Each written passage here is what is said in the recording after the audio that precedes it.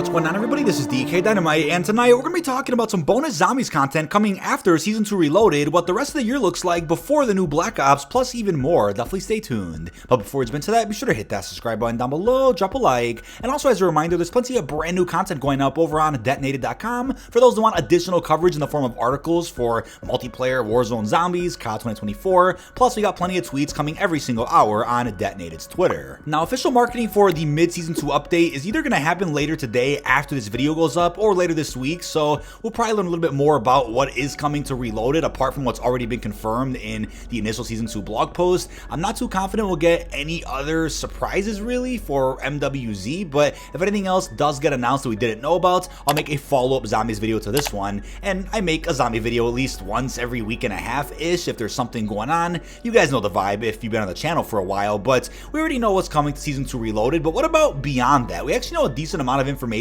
about what could be coming in Season 3 and to kind of close out MW3's life cycle, so we're going to break all that down here in this video. Now real quickly, I do want to mention that the Horde Hunt Zombies focused event could have been done a little bit better. I was a fan of how they incorporated different HVTs into multiplayer and Warzone each and every week, and yes, you were able to still complete the event while playing actual zombies, but I think the way they could have handled the skulls and bones a bit better, and hopefully this is feedback that could be taken into potential future zombie events we get for MW3 or the next Black Ops. They should have reset the skulls at least every week so that you can go ahead and reacquire a lot of those free acquisitions that you were able to get, because it was a bit silly that within the first week of the event being out, or even sooner, you guys probably already maxed out all your skulls to get those free acquisitions, then you were just waiting for the update every Wednesday to then get the new HVT skulls, but beyond that, you were pretty much done with the event for quite some time. So maybe that's a way they could improve on an event like this, or some event that's structured this way in the future, of course. But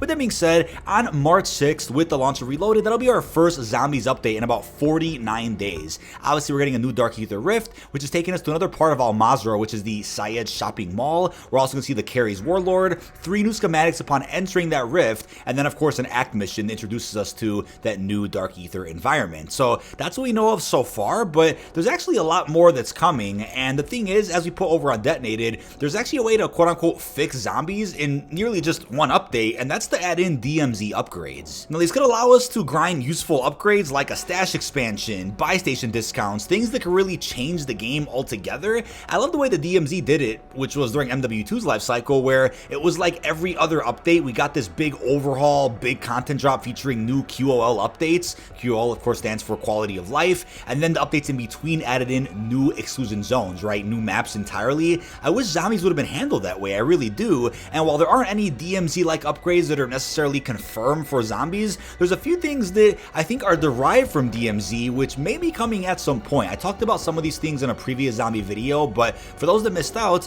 there's a bunch of different systems and features that may be canceled, but could still be on the way. It's kind of a coin toss at this point if we're going to see some of these pieces of content in MWZ, but things like a dead drop locker, exfil balloon, a citadel, whatever that means, a portable buy station, a weapons trade station, a defib, a decontamination station, black sites, and even ATMs were all data mined by the usual leakers for MW3 zombies. Of course, these could be things left over from Warzone, DMZ, or canceled concepts entirely. Maybe these features aren't coming to the game, but could you have imagined if Season 2 would have dropped with, or a future season could drop with, just a whole list of quality of life updates that just really improves pacing of the game? That alone would just be a solid update that keeps people going until the next major content drop with an actual new map, or an actual new quest, or an act mission. Stuff like that would be fantastic, and obviously leaked images did surface of what appears to be a wallet system and even containment levels, which are essentially exfil streaks that also really enhance gameplay and boost replayability, giving you another reason to just hop onto the game.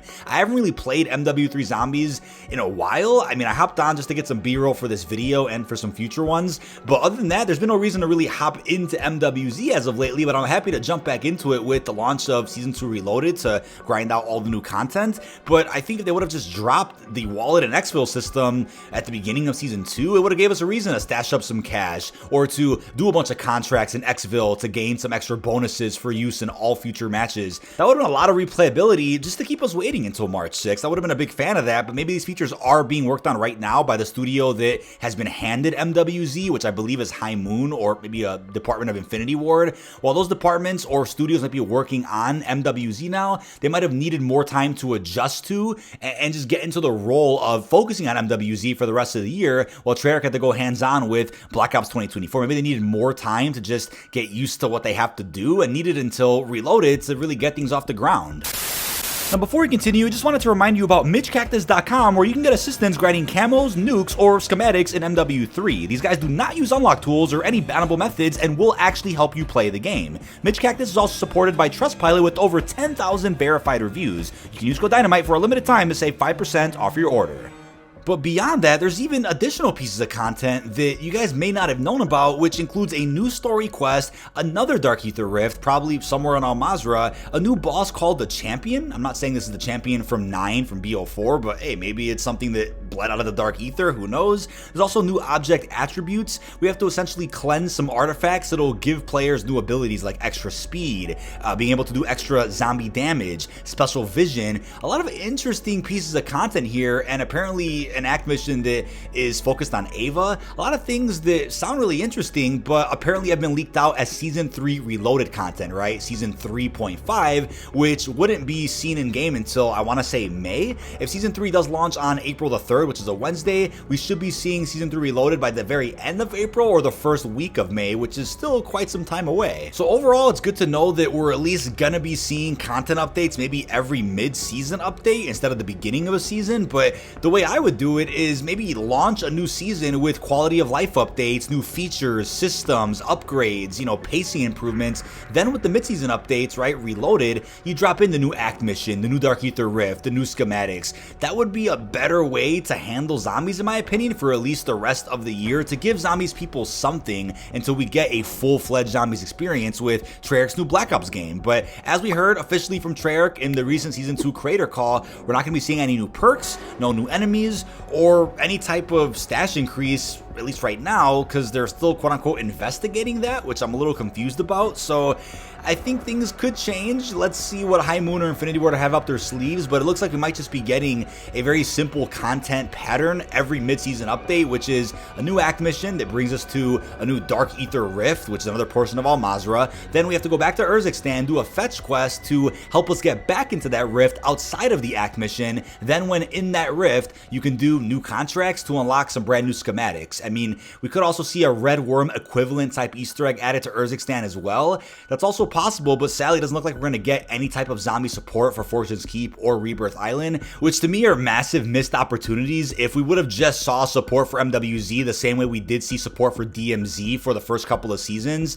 I think we would have been in a much different position right now in terms of zombies momentum. But it's like I also mentioned on the podcast with Fajardi recently, I mean, you look at the Horde Hunt mode for multiplayer, you're practically playing Onslaught just in MP. I mean, Onslaught Accelerated, for example, an LTM we saw in Cold War. I mean, it's like the Horde Hunt experience gives us the ingredients, the recipe for what an Onslaught could be like. So it's surprising that we don't have that in actual zombies. I mean, to me, that would have also been another way to say, yeah, a game doesn't have to have classic round-based zombies with Easter eggs to still be Call of Duty zombies. You can have your open world extraction outbreak type mode. You can then have your bare bones zombie killing surge type of mode like Onslaught. You can have those two experiences without a classic round-based, and Call of Duty fans will still be happy with that. So it's odd to see that MWZ didn't get that to at least hold us off until we get actual new content inside of MWZ, like Dark Aether Rifts and new act missions and new upgrades.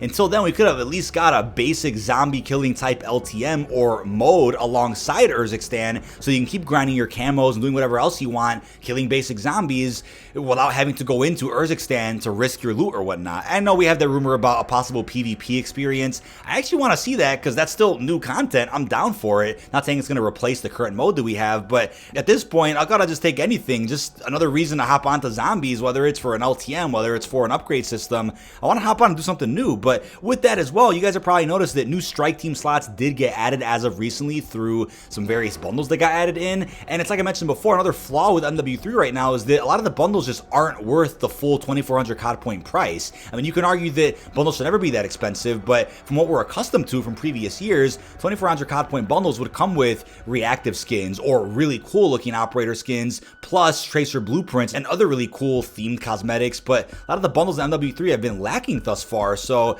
it's really silly to see what's been going on, and I just hope we get a massive turnaround with Season 3 or beyond, which is going to be next month. But that is about it. This has been dkdynamite. Leave our thoughts down below in the comment section.